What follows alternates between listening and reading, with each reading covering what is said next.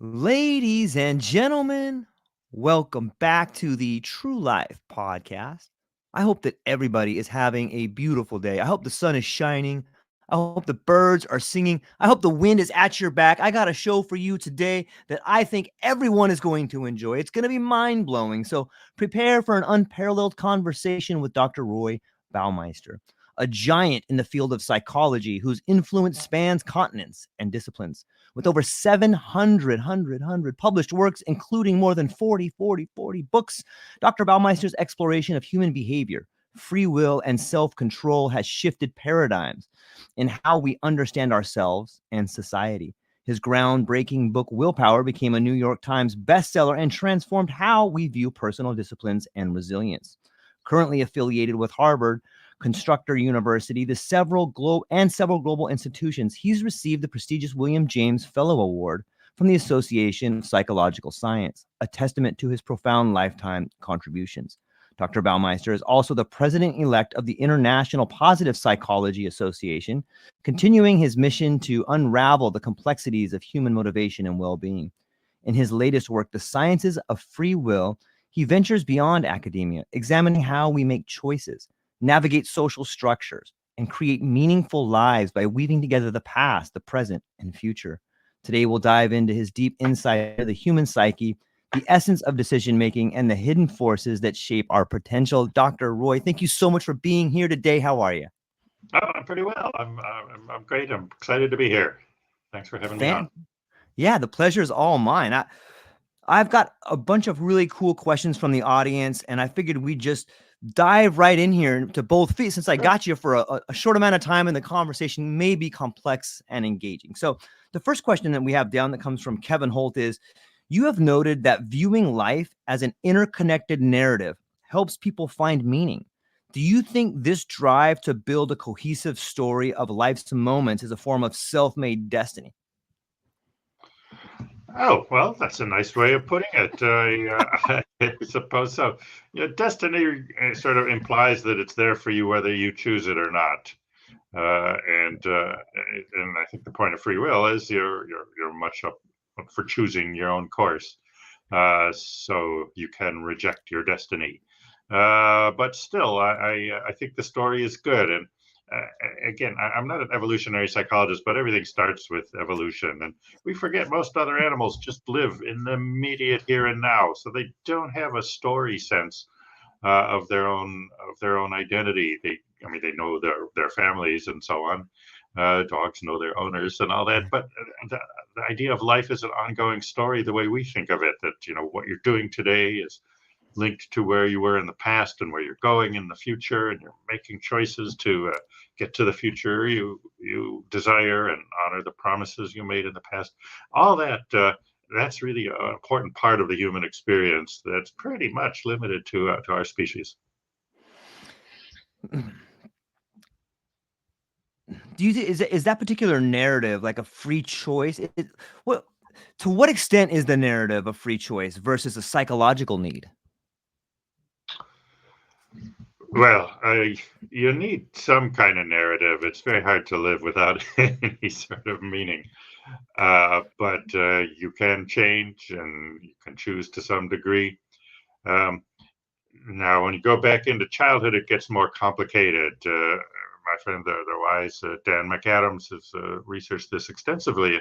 He says, people's stories, they start out as children just learning to play a role. You're like an actor, Right. and you figure out the script. And children's games like playing house and so on are, what am I supposed to do? How do I be the mommy or whatever? And then a bit later, you're still following the script, but you have choices to make. So you're more of an agent. As they say, you can steer the story in one direction or another. So you're not just doing what you're supposed to do and following a script. You're helping to uh, by reacting to steer it in different ways. And then sometime in the teen years, there's another step, and you start to be an author, and that's when you can change the script. And my parents brought me up to be this, but I'm not going to follow that route. I'm going to go somewhere else and do something else. And some people change in their midlife or even later, start a new a new chapter and a new direction. So certainly your ability of an adult, you can change the story, not just make refinements along the way, and you can even sometimes shift to a very new and different story. It was interesting. I was sitting down to lunch with a family friend the other day, my wife and we were talking about like culture and on some level. It, isn't it weird? Like the first four letters of culture are cult, and it seems like so much of the societal norms are there to tell us what to do on some level. Where does free choice, and I know it's kind of a large question, but where do you when Yeah. you think about like the cult and culture and free choice, like how much society's norms and the cult of culture really telling us what to do? Well, I'd frame it a little bit different way. Okay. Every species has to figure out how to survive and reproduce, otherwise it goes extinct, right? So it Yes. needs a strategy to continue life. Uh, Biology's never been able to make life that goes on forever, so it has to create new life and sustain what it has. So our species, our strategy for it is culture. We organize our social life based on shared understandings, division of labor, Right. marketplaces, things like that. It's working really well for us. Yeah. I mean, in what 200 or 300,000 years, we've gone from one first human to 8 billion. Meanwhile, our closest relatives, the chimpanzees, are down to what, 300,000 in the wild.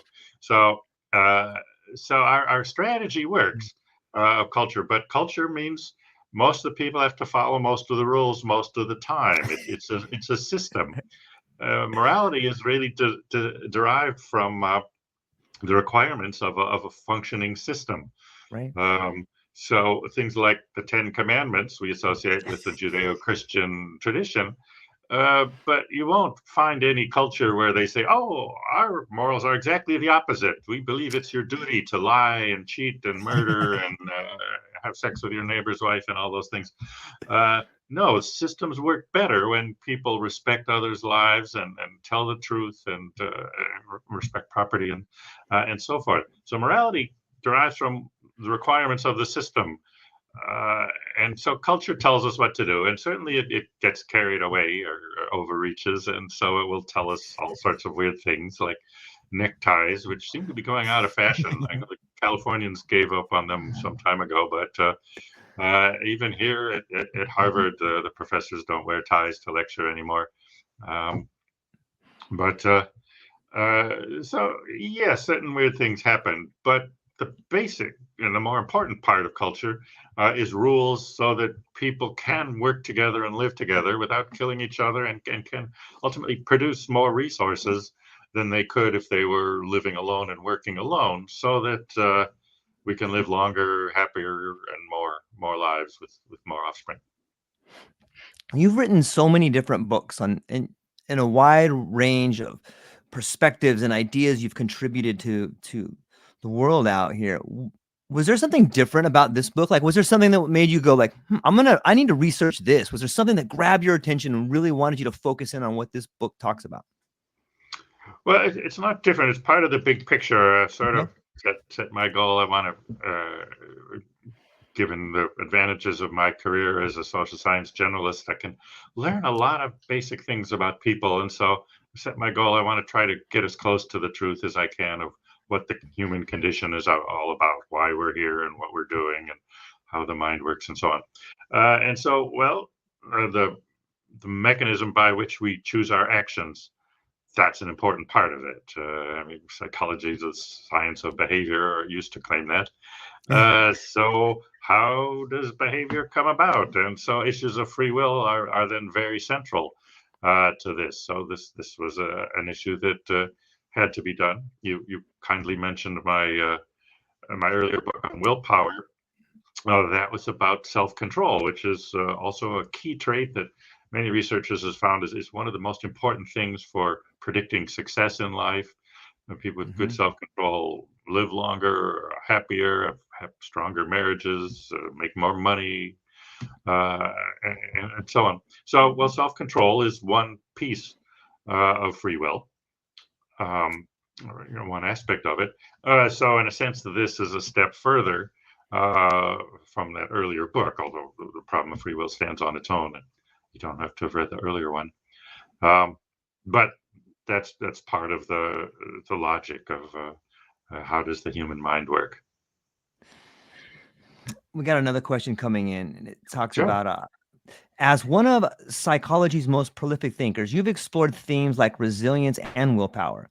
How does the concept of free will influence our capacity for resilience, particularly when we face circumstances beyond our control? All right, Jill. Resilience is not something I've specifically written about, although it's an important topic, and I probably should get get around to it uh, before I'm before I'm done. But resilience is a way of responding when you have a setback or misfortune, Yeah, something goes wrong. Uh, we could say that that's a choice point. When you're defeated by life, how do you react to it? Do you right. uh, get up and try again and look to do better the next time, or do you give up and fold and go hide away? Um, Probably almost everybody will eventually give up if the failures are too relentless. But being resilient and being able to bounce back from a defeat, that's important, because nobody goes through life without the occasional defeat either. So so resilience would be one sign, a way of marshaling your free will powers to uh, deal with the situation, and often you see, the essence of free will, the way I think of it, is the ability to act differently in the situation. It's a kind of flexibility in behavior, which in biological terms, it's very adaptive. It's very useful. Even it's the basis of learning. So if you're defeated by something, well, you could go and just do it again and Right. hope it works. But use your free will. Think, oh, something about my strategy didn't work out this time. If it was pure luck, maybe I do the same thing and I'll get a different result. But if my strategy is flawed, maybe I should pick a different strategy. Yeah. Think about the situation. Think about the opportunities. Think about how I could try again and maybe get a better result. So that would be a very key use of free will, basically addressing the same situation and looking for a different strategy after your first one failed. I love that. That's a great way to put it. Thank you. And the that old quote comes to mind. There's a I think it was Viktor Frankl's book, The Space. There's a space between stimulus and response. Is that where free will resides? Do you think, like, you have that moment of clarity between stimulus and response, and the longer you become familiar with it, the bigger that space gets? Would that be a good space for free will to dwell? Yes, yes, exactly. The early psychologists who were often studying rats, they didn't want to talk about the mind or anything. So they looked at behavior as there's a stimulus, something coming in from the environment, and then the response to behavior. But pretty soon they said, this is not adequate. You don't just have the responses programmed. You have the stimulus and then you process it in some way. And Right. different individuals, even different rats, might process the same stimulus in different ways. And of course, in the complexity of human situations, uh, there's much greater variety, and so the scope for individual processing is considerably greater. So yes, that's where free will can come. If it's a simple stimulus response like a reflex or something, there's not much free will involved in that. But if say you're trying to quit smoking and your friend wants to go outside for a smoke and so invites you along. Well, Yeah. you want to be with your friend, but you don't want to smoke. That's the point at which you make a decision. And that's the kind of thing free will is for. You recognize there are two options. Maybe you understand the consequences. I know a woman who had quit smoking, celebrated. She said, something really good happened. And so I thought I'd have one cigarette. And she said, it was 5 years before I quit again. So Yeah. you've got to be aware of the contingencies. But yes, she made a free decision. Unfortunately, didn't accurately foresee the consequences. I love that word aware. Like, it seems to be something that I'm becoming more aware of. It's interesting to think about that when you become aware of something, it's very difficult to not see it in your life. And it's not like you didn't know about it. It's just it was always in your periphery on some level like that. What role does awareness have in free will? That's a great question. Awareness, also known as as consciousness. Um, it is utterly fundamental and central. I mean, there are essentially no theories by anybody of unconscious free will. Uh, if we have free will, it's based on conscious thinking and choosing.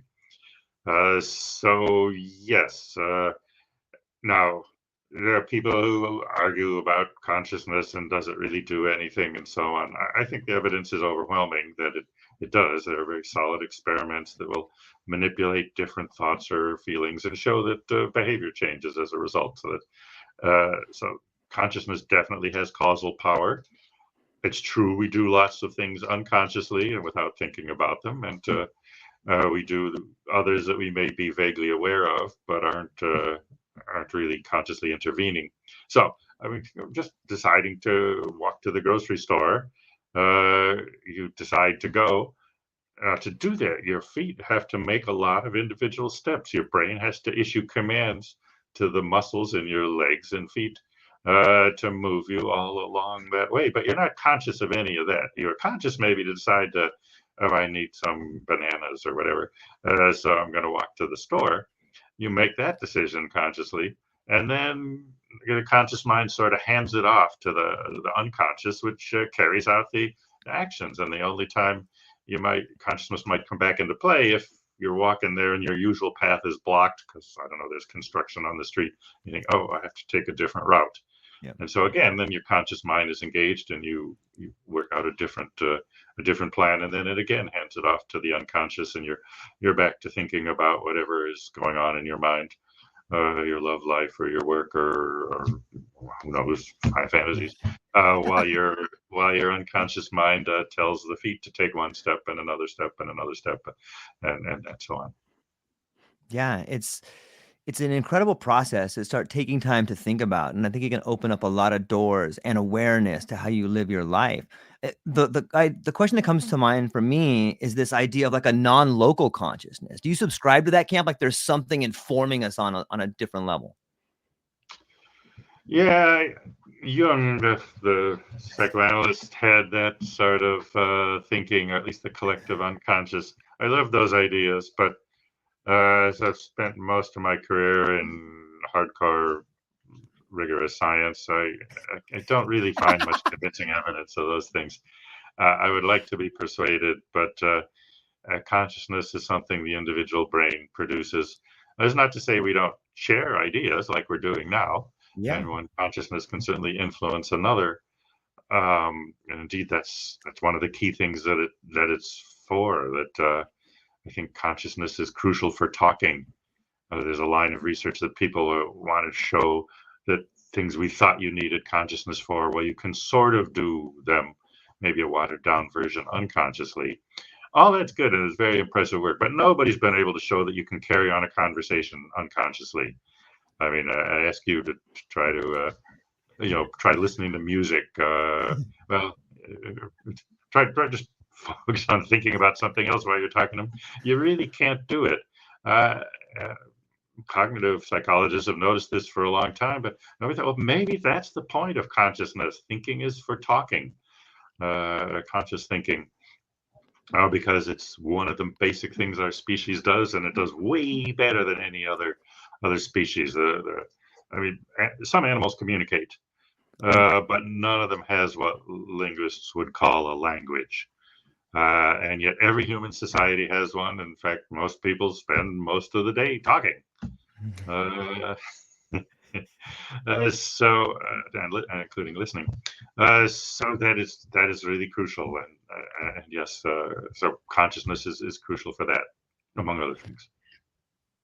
It's interesting too. I love language and I love learning, and I can't help but think about like the linguistic patterns we use. Like sometimes the words we use and the relationships we have are a mirror of the inner dialogue we have, which is sort of a mirror of the consciousness that we have, or the mirror of the patterns in our life that we have.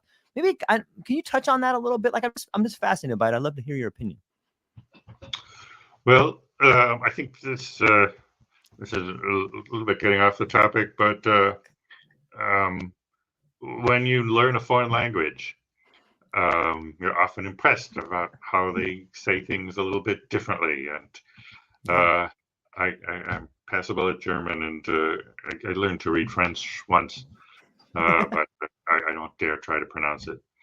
Um, but in French, the adjective goes after the noun, and in German and English, it goes before. So we say a big man, but they would say a man big.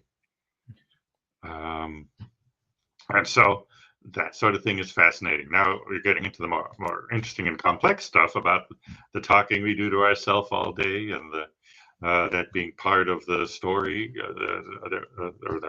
really a life. I think is a sort of a cluster of stories, often not very good stories.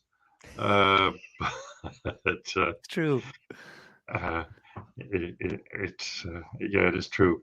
Um, but we think about these as we go along, and I guess the example of going to the grocery store, I say, well, my girlfriend is coming over for dinner tonight, and she likes, I don't know, asparagus, so maybe I better get some of that. That'll make her happy. And so that sort of thing goes on a lot in our minds, and uh, language again, so fundamental to the human condition. It's one of the big departures in evolution that pushed us forward to the biological success of our species. As I said, every culture that we know has language, and no animal society has what amounts to a language. Here we go from our friend Clint in Arkansas. He says, how might free will play a role in our pursuit of happiness, particularly when happiness often feels like a fleeting state? Yes, well, there's full of interesting things in that question. Um, so if we go back to evolution, nature doesn't really care if we're happy. It cares that that we survive and reproduce, and that's sort of what it measures. To me, it's a bit fanciful to say that nature cares at all. Nature wouldn't care if we all went extinct, but nature rewards us for not going extinct. Uh, Happiness, therefore, in the natural scheme, is a means, not an end. We think of it as an end. We pursue happiness and all that. One thing parents say about their children is, I just want them to be happy. So that is seen as a supreme ultimate goal. But the way it's built into the mind, it's more of a means. You feel happy when things occur that will promote your chances to survive and reproduce. One of my big papers, for example, was on the need to belong as a basic human motivation. I was reacting, Freud said the basic motivations are sex and aggression. I said, well, he's missing something there. We're strongly motivated to connect with others, to form relationships, and not to break those relationships. And sure enough, if you look at the emotions, the positive emotions very routinely come from increasing social bonds, getting married or joining a group or being accepted into some kind of elite thing. And by the same token, damage to relationship produces a lot of negative emotions. So it's sadness and grief and anger and jealousy and so on. So there's a pretty strong lineup there that the emotions are there to help us feel, uh, to even signal. Like anxiety is often a signal that some relationship is in trouble. Uh, so, uh, so happiness is there to guide us to do things, as far as nature cares, as far as nature built us, to do things that basically will improve life, to prolong life, and help us reproduce. His point about nature, happiness being fleeting, well, that's a complicated one. Certainly, positive feelings come and go. And one way to measure happiness is sort of the balance. If we ping you at 20 times over the course of a week and ask you, are you feeling good or bad right now? If most of them are good, then you're a happy person. If most of them are bad, then you're counted as an unhappy person. So that's one way to do it. The other is the bird's eye view. How satisfied are you with your life as a whole right now? The thing is, these are remarkably durable. I remember some time ago reading the early research on that, and they tracked people. Um, First of all, they surveyed who was happy and who was unhappy and why. And you're happy because you have a good marriage. You're unhappy because you're a bad job and your boss is a jerk. Or you're unhappy because you got money problems. You're happy because you had all these things are very specific. They follow the people up 10 years later. And so most of those things have changed. You have a new job, you have a new car, all of the are mostly gone. But the happy people are still happy. The unhappy people are still unhappy. It's remarkably stable over 10 years, the best predictor. They just found new things to be happy or unhappy about. So you tend to think, yeah, I'm happy because of this. But there's something about yourself that does it. And don't really, this is not a nice romantic view, but probably there's some genetic aspect. Yeah. To tell my students, if you meet somebody, sometimes you can tell, I'll bet he was a happy baby. Uh, that's the kind of person you want to marry. Yep. Because they're going to be happy and they'll be pumping positive emotion into your life all the time. And other people are just sort of chronically miserable. And you get connected with one of those, well, that's gonna make your life get worse. Unfortunately, nature has figured out that we can spot this. And so when you're in love, a lot of the negative emotions disappear. So it has kind of a bait and switch idea that, a real unhappy, depressed sort of person will fall in love and be happy. But that only lasts, maybe a Yeah. year. And if you've gotten married, then you've got the rest of your life to be with some miserable, unhappy person. I know some of those people. Yes, I'm sorry. Oh, it's amazing to think about. In some ways, it almost feels like a magnet. Like sometimes those, I know I'm kind of bird walking here, but it seems like some of the happy people that I know have found some of the miserable people and vice versa. It's almost like life is attracting these two. You guys are two polar opposites. You should be in the middle somewhere. Is there any sort of evidence for like that sort of attraction that happens between two opposites, you think? Well, this has been much debated, actually. Um, so, do similar people attract birds of a feather, or does it opposites attract? I'd say 95% of the time it's the similar ones that win. There are some opposite cases, um, particularly like a dominating one and a submitting one. I mean, my parents' marriage, my mother grew up scared of her father and mother and older brothers. They all told her what to do. Right. So she wanted to marry somebody who would tell her what to do and what to think. And my father was happy to play that role. And so, I mean, they were married for 70 years. Yeah. It worked very well, but they were clearly opposite on that trait. But for the most part, they were similar in lots of ways. I did look at self-control when I was doing that research, as we've talked about that as part of free will. And on that, uh, it seems like there's a sexual attraction of opposites. Mm. We had one big project where we looked at dating couples, married couples, and then same-sex friends, and looked at are they similar or different on self-control. Well, first of all, in terms of what made them happy, it was the total amount of self-control. It wasn't the difference. And so it wasn't either similarity or difference that produced happiness. It's the more self-control either person has, the happier the other one is. But there was, in the dating couples, there was some sign of opposites attracting. It goes to the idea that people really different from you, the great Daryl Bem called it the exotic becomes erotic. What's different from you becomes sexually exciting. And so the highly organized, buttoned down, everything in its place person is attracted to the wild and crazy one, Yeah. and vice versa. So that was strong in the dating couples. It was significant but weak in marriage, and then there was no sign of it in the same-sex friends. So it clearly goes with the sexual attraction because that's sort of the prominent in dating. sex is there in marriage, Yeah. but there are lots of other things. I read somebody say once that managing a marriage is like running a small business. And so you want to have a partner who will pay the bills or take care of things, uh, and so on. So the opposites attraction isn't there, and that's where, as I said, the over the long term, the higher both people are on self control, the better the relationship does. Yeah, that makes a lot of sense. It makes a lot of sense. Here we go. We got Gabrielle coming in. She says, how can insights from the science of free will inform the way we approach ethical decision making in a world increasingly characterized by complex moral dilemmas?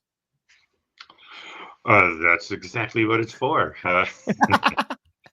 Uh, the uh, the moral agent is one of the big aspects of free will. It's I think free will operating in society has two things: responsibility and autonomy. Autonomy is self-government to make your choices, and responsible means understanding the consequences of your actions and accepting them.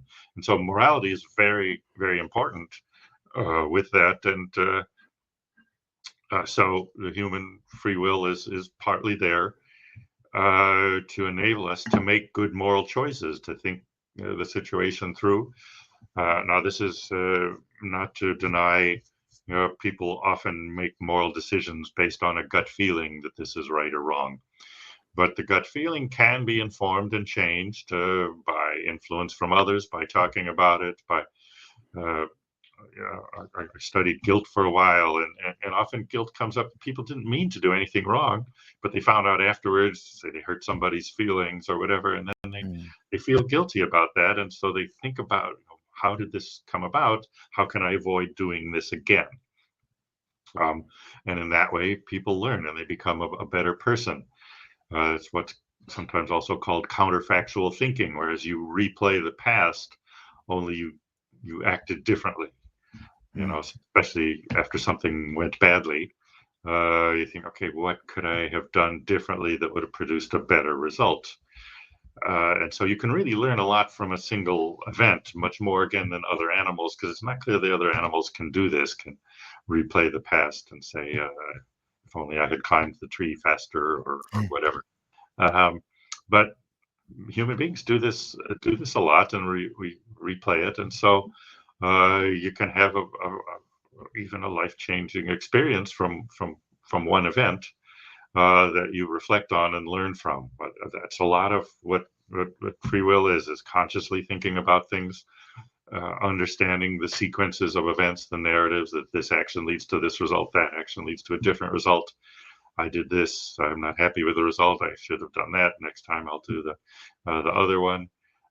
So all that conscious thinking, exploring multiple alternatives, possibilities, and using ideas to guide behavior, because moral principles are often are that. That's why people can talk about morality and debate what's wrong. The last part of Gabriel's question, that modern life raises more and more complicated ethical dilemmas. Well, that's unfortunately true.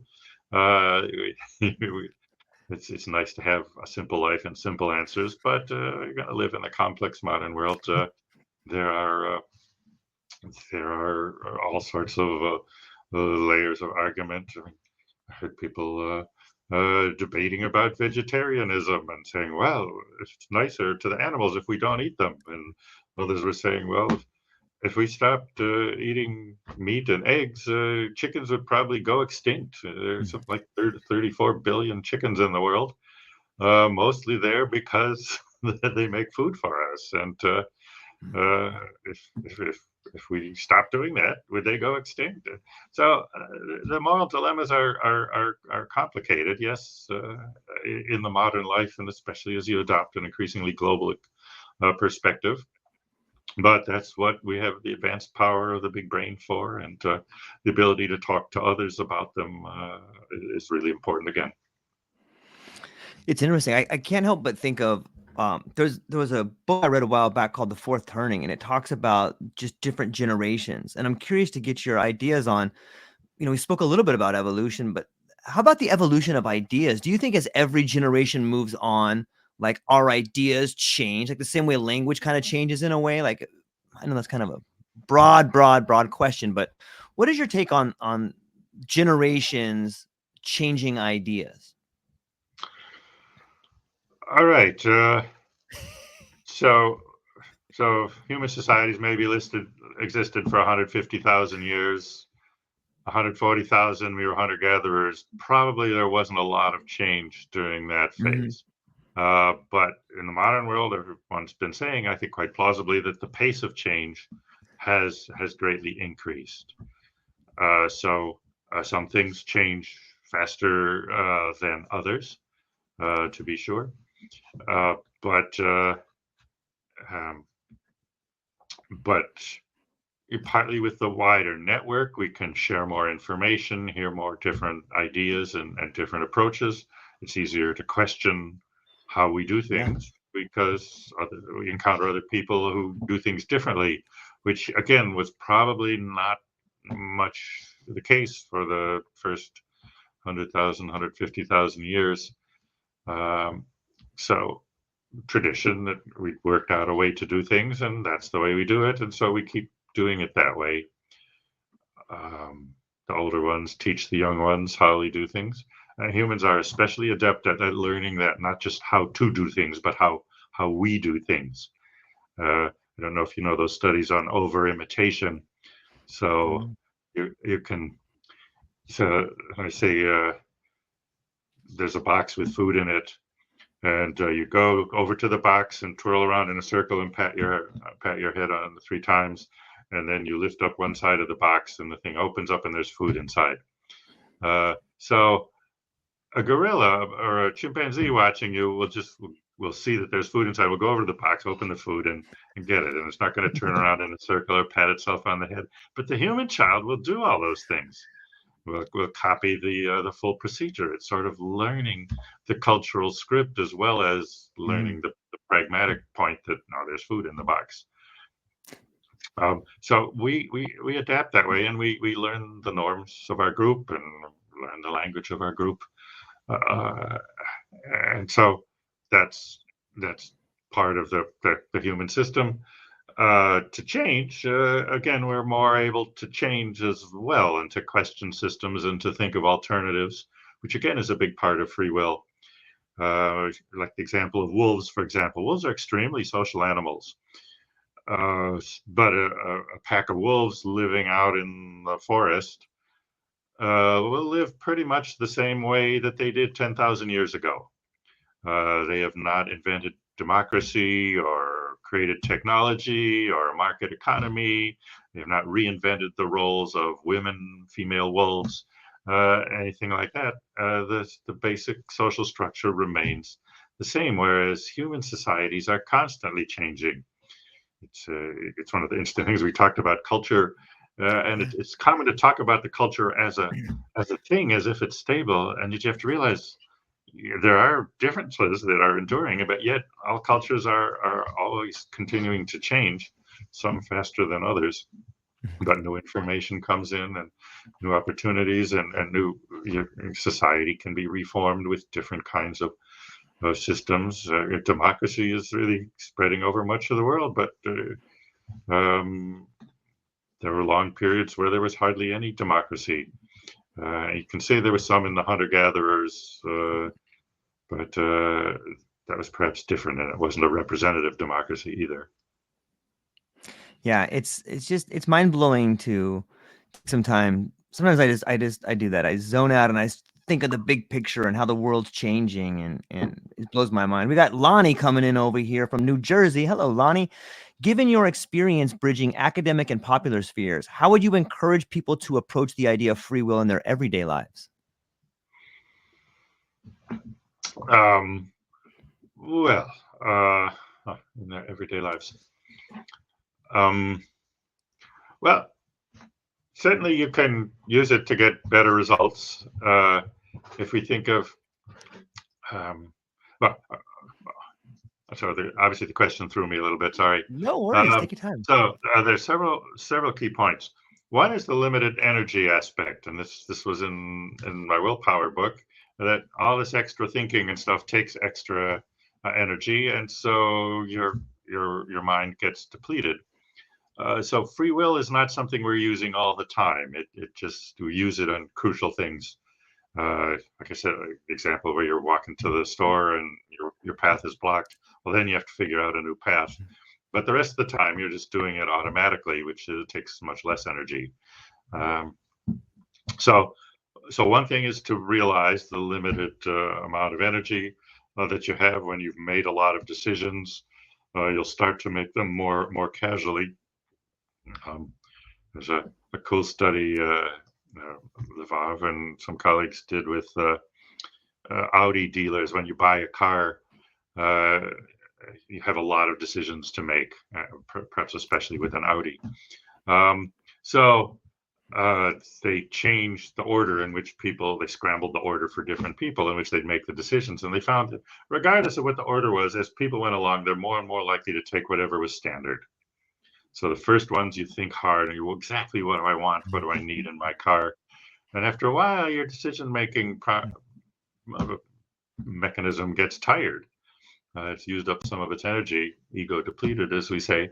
And then so you start to just go on automatic and let me just follow whatever is standard or what everybody else does.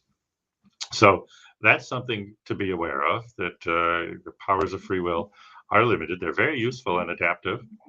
You can think about the four main kinds of things that are affected there to go down from the grand concept of free will into more specific behavior. So self-control is one. That's overriding one response to substitute a different response, basically interrupting what you're doing, resisting temptation, maximizing your work performance, controlling your negative emotions, things like that. Rational choice is another, thinking through logically what's the best thing to do. Yeah, it's good to stop and do this periodically as we're in the habit of reacting automatically and say, well, stop and think, what are all the options and what is the most sensible one that will lead to the result I want. The third is planning. People do a lot of planning. It's not clear that other animals are even capable of planning, certainly beyond very minimal kinds of steps, but we can make elaborate plans for I'm going to do this, and then we'll do this, and then it'll lead to that, and planning really does help you get to your goals. People who do more planning are more successful in life. So planning is fourth, and then finally, active instead of passive responding, to take control, to speak up, to stand up, to take initiative rather than just being passive and letting things happen to you and going along with the flow. Even perhaps criticizing a group and saying, I think what we're all doing here doesn't really make sense. It's not going to get us to the right answer. And some people will do that, and a lot of people don't. They'll just go along with the group and follow along into disaster. So those would be things in everyday life where you can apply the free will, understand how it works, and really get the most out of it. That's a fantastic answer. Thanks for that. It's Right. Ben, we got Doc Askins coming in from Kentucky. And he says, looking back over your career, how have your own beliefs about free will evolved? Well, let me see. I think there was a period when I didn't believe in it. As a young man, I was smitten with the elegance of determinism, that everything is caused and everything is inevitable, and the laws of physics must explain everything, and they have no room for free will. And gradually, some wise older people helped me see that that's really kind of a dead end sort of view, and I look back on that phase as intellectual masturbation. It's an elegant idea. It gives you a sense of superiority and so on, but it really doesn't apply to how we live our lives. We don't live in a deterministic world. Maybe some of the physical things are, like I turn the light switch on and the lights come on. But for human relationships, there are built on multiple possibilities and options. Um, and indeed, in psychology, I've now become kind of an anti-determinist. Uh, all the findings from scientific psychology are probabilistic, not deterministic. In other words, a psychologist will do an experiment and they change the odds of responding in a certain way, but they don't guarantee it.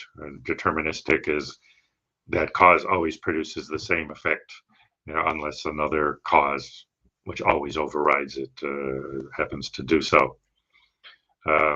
It's sort of the clockwork universe. Everything is universe is a giant machine, and the future is completely inevitable. As I said, it's a seductive view.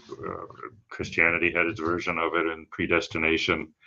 The scientists have had it for a while, although modern science isn't really compatible with determinism either, as I understand it.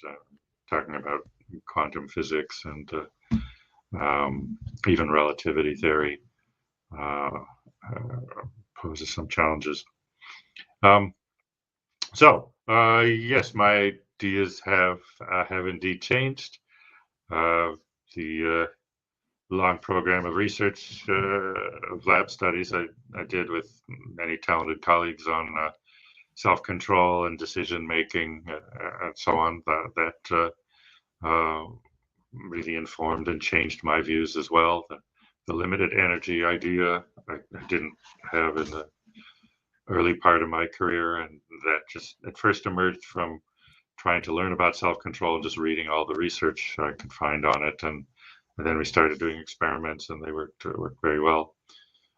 So yeah, the idea that it takes extra energy to use free will to the fullest, and after you do, the energy is somewhat depleted. So if you have another demand for self-control or rational thinking, decision fatigue is another term for this, then you won't do it as effectively until you have time to replenish with, say, rest or sleep or something else.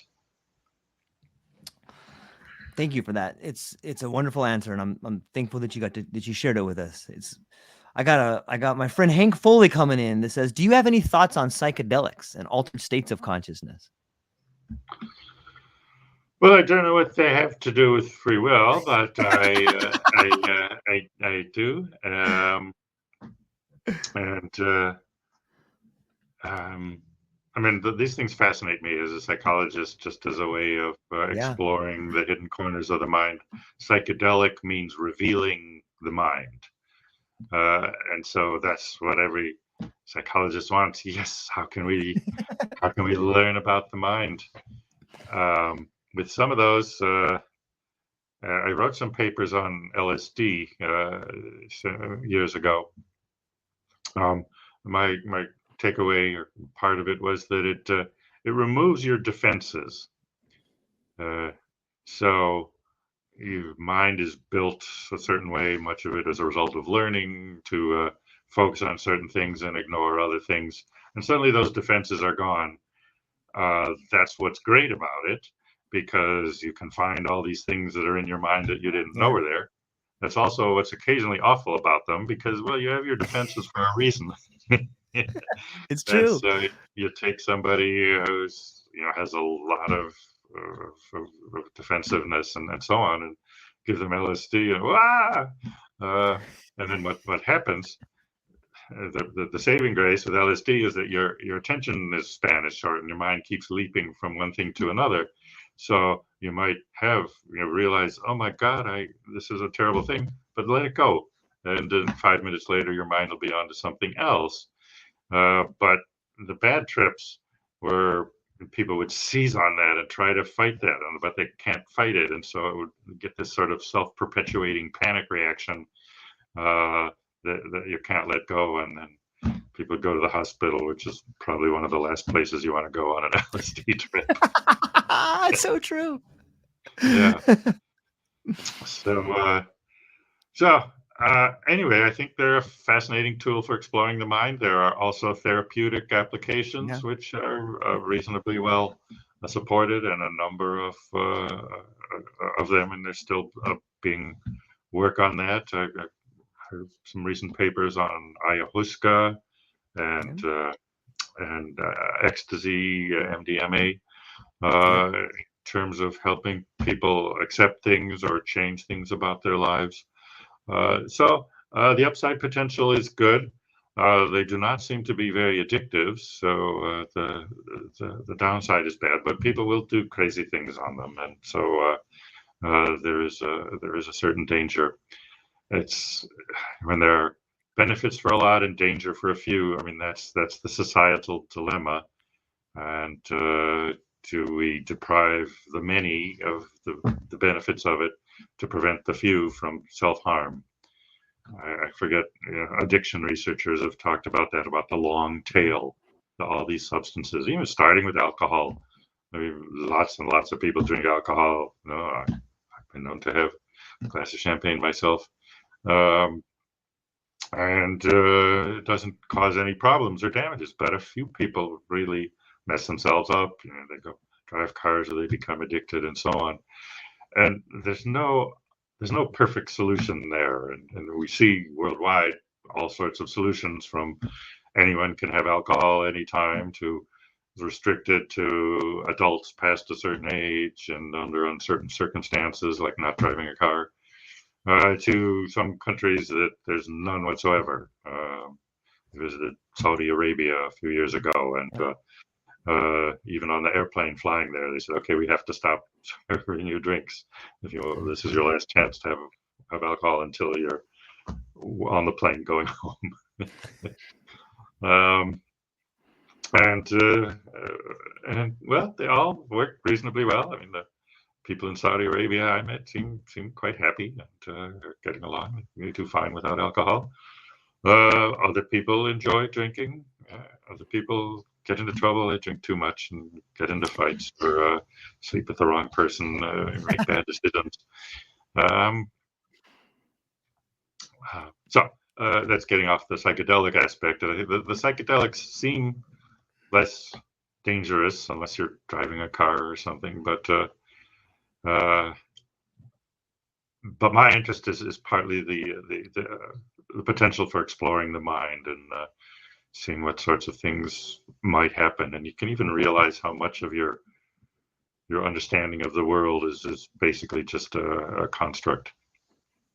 Yeah, it's interesting to see some of the work on there where it shuts down the default mode network. And if you think of the default mode network as the way in which you go throughout your day and just make these choices, like on some level, it does have a interesting relationship maybe with free will on a psychedelic type of nature. It brings up another question I have.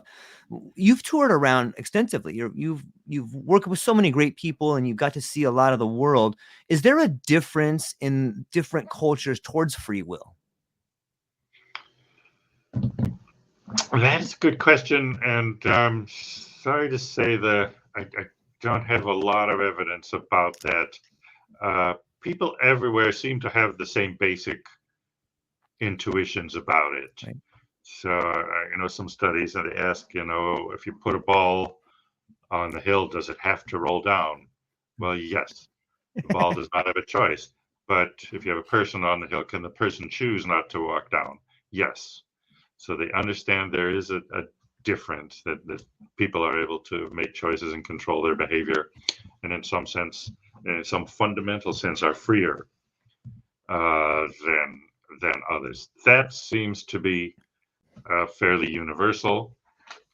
In Western civilization, the notion of free will got tied up with the Christian doctrines, as that was the dominant religion for a long time, and still is. It's not as dominant as it was because there are fewer religious people, but um, so free will was somewhat shaped by that sort of view. And some of the versions of it, that free will means that the soul is causing behavior, reaching into the brain to do some stuff. Um, that's a peculiar view that may be specific to Western views, but I don't know enough about how other cultures, Islamic cultures or India, Hindu cultures, um, how they think about these things to really make a strong statement there. It's fascinating to me. I've I would say Dr. this. I Yeah. would say that the importance of acting responsibly, autonomy and agency, those Yeah. are pretty much requirements of human societies everywhere. So our specific theories about what free will is and how it works may vary depending on what religion dominated or what philosophical school in different societies. But the basic everyday points of self-control and planning and decision making, those probably are pretty similar everywhere, I guess. Yeah, it makes sense. It's it's interesting. The more we get involved in something, like the deeper you go, the bigger it gets. You know what I mean? Like you go in there, you're like, what about this one? That's the beauty of life and the complexity and the wonderful connections that we have and that we see in life. And Dr. Roy, this is a fascinating. I can't believe an hour has gone by. Like I feel like it was 5 minutes, and I still probably have like another 15 questions in here to come up. But before I continue, like maybe you can just fill us in a little bit more about what is it that you want people to take away from this newest book that you've putting out there? All right. The first point is you can you can make a scientific theory of free will.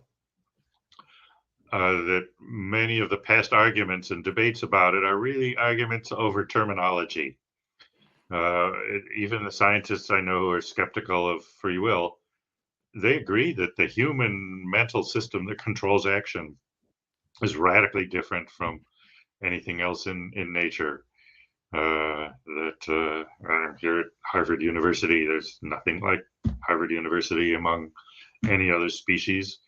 They don't even have schools. They do, some of them do teach, but it's not even clear they have intentional teaching. That the babies are wired to imitate the elders, but the elders don't think, oh, today I got to teach the babies how to, catch a worm or whatever.